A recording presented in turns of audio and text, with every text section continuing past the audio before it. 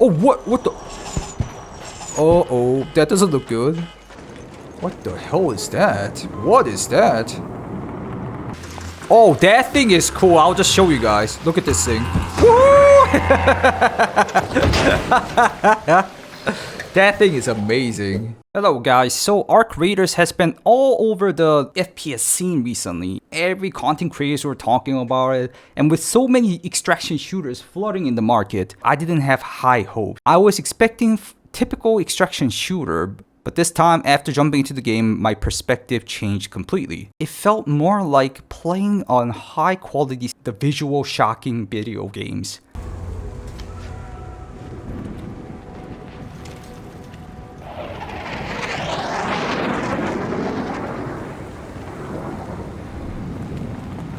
I'm not gonna lie, the graphics look clean.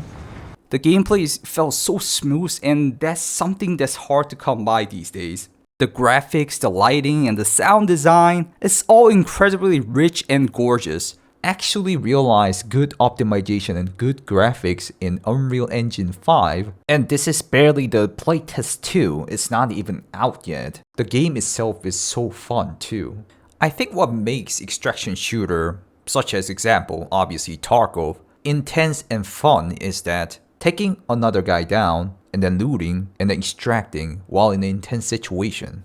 Those kind of things are really well set up in Arc Raiders. There's a lot of components that make extract intense. For example, the extraction becomes intense because you're competing for the extraction point. There's a lot of mechanisms, but the most noticeable ones are the closing extracts that you cannot stay in the raid for too long because the extractions slowly close one by one from all of them being open. And the AIs, which are so amazing, become stronger and spawns out more as the time passes by. And also, the extraction point itself keeps alerting everyone around you that you're extracting. Where is it? Come in, guys! Come in! Come, quick! Watch out! Die! Zombie! No! Guys, get in! I risked my life for you guys! Those kind of things pushes you guys to get into the intense situation of extracting in the raid. The landscape of this world wasn't just there for the sake, but also actually interactive, and there was a reason behind it, as you guys can see in the sceneries that I will show you right now. What the hell are you? So apparently those things in the sky will come down and nuke you guys if you guys haven't extracted until the end of the raid. And you can see those things closing in at the late raid in this scene. What the hell is that? What is that? It's so cool. One of the standing out features of this game was the AI, the ARCs. And these are the machines that you have to fight during your raids. Honestly, the last time I encountered AI like this was Exoborn, but in Arc Raiders it was a much better experience. These ARCs were dynamic and looking super cool at the same time. They spawn more and get stronger as the raid time progresses, which I really like the idea of it, which really ramps up the tension.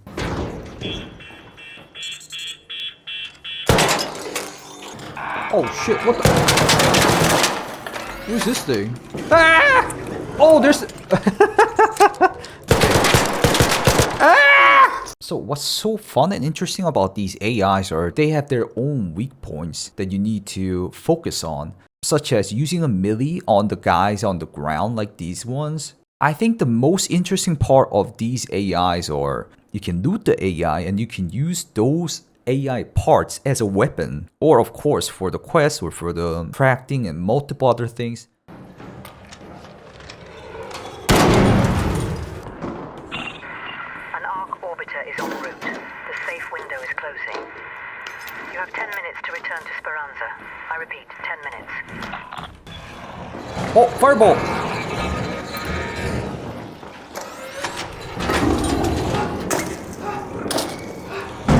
Yes, I got it!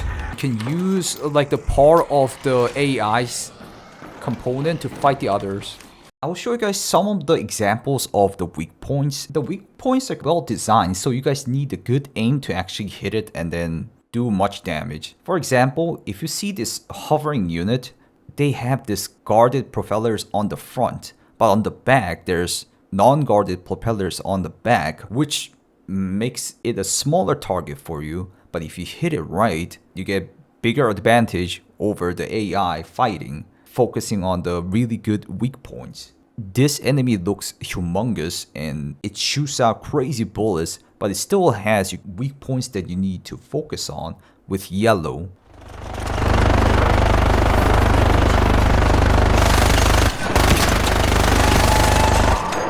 They're probably gonna think it's a bug, everybody else.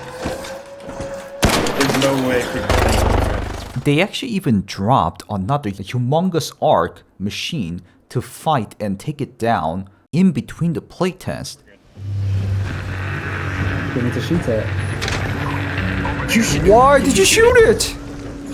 Oh no! Was that a good idea? I do not think so.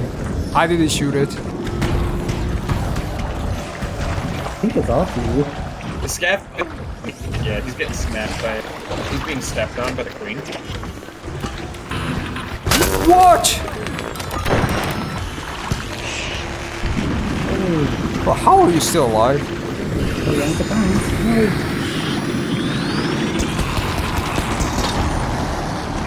Wow. Stop shooting my friend! This thing is scary. Ah! Oh my god. Come to the hat. What the hell is that? Go that way. There are some AIs which will overwhelm you to make you struggle for your survival, which makes the game more intense. There is literally a thing that flies around and shoots rocket launchers on you. I'll try to shoot it Rocket down. thing shot me. They just got hit by a rocket too. I'm baiting the rockets. I was doing that. Alright, go. Oh crap!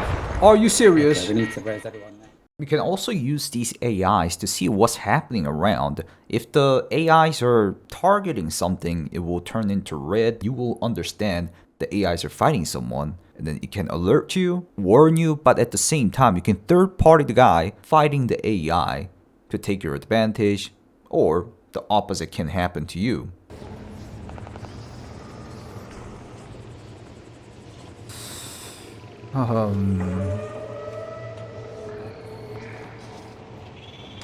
That guy found him.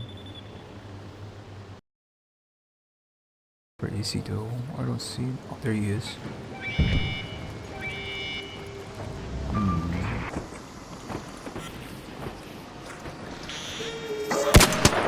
Oh, really? One shot? Not only the AIs, the landscape itself is pretty well built, and it's actually an interactive landscape. It's not just the background which doesn't do anything, and there was a reason behind it, as you guys can see in the sceneries that I will show you right now. What the hell are you? So what we just saw are the drones that will deploy whenever the raid ends. If the raid time expires, drones will come down and nuke you. As you guys can see, as the time passes by, they gradually deploy down into the raids. What the hell is that? What is that? It's so cool. Now let's talk about the multiplayer. If you're playing solo, the game will match you with other solo players as much as possible, but when you jump into a trio, things get a lot more dynamic. There's a tons of action, and it's definitely more fun when you're playing with the team, and there's a lot more fights. There's multiple!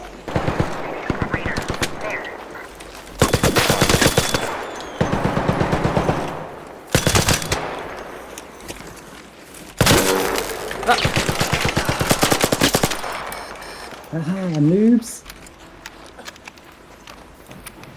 Die, you stupid! Alright. Give me your money. But even though, if you want to play solo, it's perfectly fine to play solo, was perfectly viable, and there were a lot of solo players in the match, and you can go stealthy or focus on the third party. It works out pretty nicely. But that guy's just looting like that? Bro! Why did that bounce off like that? I did damage the Raider though. I thought I completely missed. How did it damage it?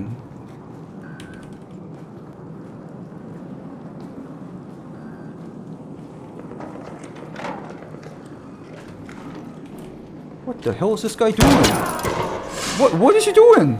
Do you have a friend? What? Why are you just looting?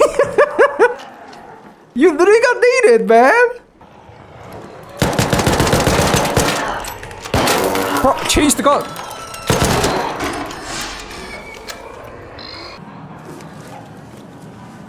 Oh!